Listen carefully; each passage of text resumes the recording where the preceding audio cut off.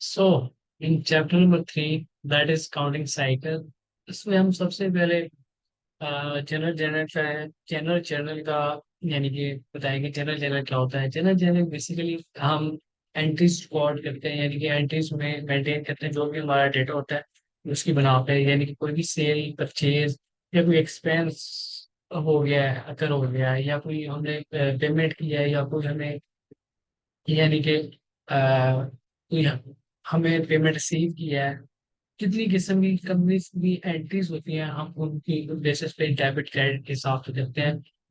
Like suppose हम कोई चीज परचेज करते हैं और कैश करते हैं, तो हम क्या करते हैं, हम उस एसेट्स को डेबिट कर देते हैं और कैश को क्रेडिट कर देते हैं। इस तरह डिफरेंट एक्सपेंस होते हैं, डिफरेंट हमारे ऑनर इक्विटीज होती है, लाइबिलिटीज होती है।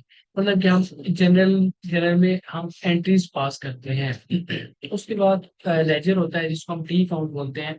लेजर्स में हम टी अकाउंट में जो हम जनरल जनरल में जितने भी अकाउंट यूज करते हैं, जितनी भी एंट्रीज करते हैं, हर एक स्पेसिफिक जो अकाउंट होता है हम उसको लेजर में ट्रांसफर करते हैं, मतलब टी अकाउंट में ट्रांसफर करते हैं। यानी कि कैश है तो हम कैश या टी अकाउंट बनाते हैं। उसमें जितनी भी जनरल जनरल जो हमारा होता है उसमें हमारी जितनी भी यानी कैश के रिलेटेड जो भी एंट्रीज होंगी, जो भी इफेक्ट होंगे, उसको हम टी अकाउंट में लेके आते हैं। इस तरह डिफरेंट जितने भी और अकाउंट यूज हो रहे होंगे, कैपिटल हो गया, एक्सपेंस हो गया, salaries, insurance, liabilities, account receivable, payables, different जो भी सारे जितने किस्म के भी अकाउंट्स होंगे हम उसको लेजर में पोस्ट करते हैं। यानी कि हम वहाँ पे हर अकाउंट का अलग अलग टी अकाउंट बनाते हैं, जिसमें हम उनकी यानी कि बैलेंस को देखते हैं कि वो डेबिट क्रेडिट है या डेबिट बैलेंस है, जो भी है। अच्छा, इस लेजर आफ्टर लेजर मेकिंग हम जो भी हमारा जो डेटा होता है हर एक अकाउंट का, उसको हम अनएडजस्टेड ट्रायल बैलेंस में यानी कि पुट करते हैं। वहां से हम ओवरऑल डेबिट क्रेडिट बैलेंस इनका गेन करते हैं। मतलब ये है कि हम अगर कैश का है तो हमने कैश का जो भी हमारे टी अकाउंट में बैलेंस आया होगा, डेबिट आया होगा, तो हम ट्रायल बैलेंस में जाके डेबिट साइड पे लिखेंगे, उस अकाउंट के नेम के आगे डेबिट कॉलम में।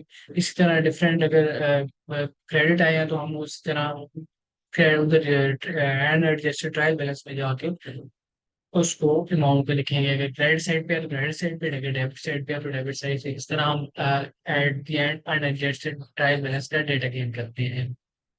उसके बाद है हमारे पास अकाउंटिंग पीरियड। अकाउंटिंग पीरियड ये पीरियड से मुराद है कि कंपनीज दो तरह के पीरियड यानी कि यूज करती है। एक एनुअल होता है, एक फिस्कल ईयर होता है। बाज बात कंपनी अपने यानी कि जो भी स्टेटमेंट्स वगैरह होते हैं, क्लोजिंग होती है वो दिसंबर के एंड पे करती है, और बाज बात जून के।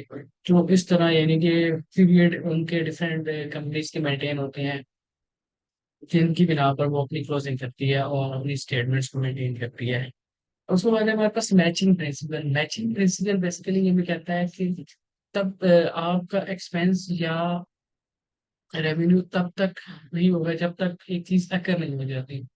मीन्स कि बाजू का हम पेमेंट एडवांस ले लेते हैं, प्रीपेड ले लेते हैं, तो हम अभी तक काम नहीं करते।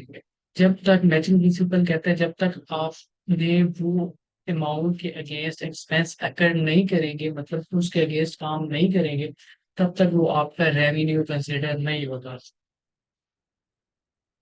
यानी कि जब तक आप काम नहीं करेंगे, यानी कि वो वर्क नहीं हो जाएगा उसके अगेंस्ट, तब तक वो हमारा रेवेन्यू कंसिडर नहीं होगा। इसी तरह एक्सपेंस भी इसी तरह है और रेवेन्यू भी इसी तरह है। एक्सपेंस भी तब जब तक नहीं होगा तब तक हमारे पास इस तरह मैचिंग प्रिंसिपल ये कहते हैं। उसके बाद हमारे पास है डिफरेंट रूल्स हैं। Asset expense honour equity capital जिसको कहते हैं, उसकी लाइबिलिटी और रेवेन्यू के रिलेटेड कि जब इनमें इजाफा होता है तो हम इन्हें क्या करते हैं, जब इनमें कमी होती है तो हम इनमें क्या करते हैं।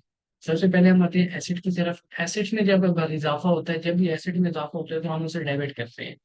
मीन्स जब भी किसी एसेट में इजाफा होगा तो हम उसे डेबिट करते हैं, जब भी किसी एसेट में कमी होगी हम उसे क्रेडिट करते हैं। इसी तरह एक्सपेंस में जब भी इजाफा होगा डेबिट करेंगे, और जब भी कमी होगी क्रेडिट करेंगे। एसेट और एक्सपेंस दोनों ऐसे हैं, जब इनमें इजाफा होगा तो हम इन्हें डेबिट करते हैं, जब इनमें कमी होती है तो हम इन्हें क्रेडिट करते हैं। उसके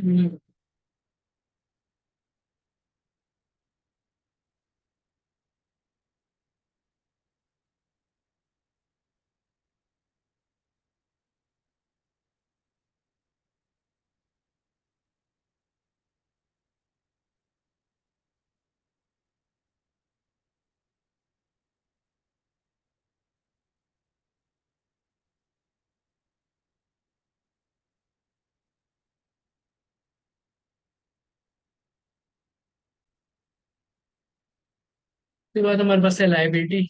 लाइबिलिटी, ऑनर इक्विटी और रेवेन्यू, तीन यानी कि ऐसे हैं जिसमें जब इजाफा होगा तो हम इसे क्रेडिट करते हैं, और जब कमी होगी तो हम इन्हें करते हैं डेबिट।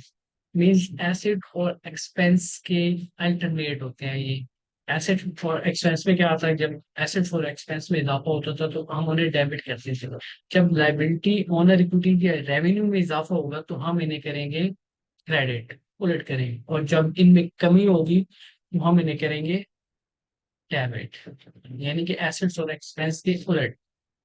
उसके बाद हमारे पास है डिविडेंड। डिविडेंड क्या होता है, जब इनकम स्टेटमेंट हम बनाते हैं तो उससे हम नेट प्रॉफिट गेन करते हैं। नेट प्रॉफिट में से हम जब जो डिविडेंड बेसिकली जो हम शेयर होल्डर्स को पे करते हैं ना, शेयर पे जो भी प्रॉफिट वगैरह बनता है उनका, तो उस प्रॉफिट को हम क्या कहते हैं, डिविडेंड कहते हैं।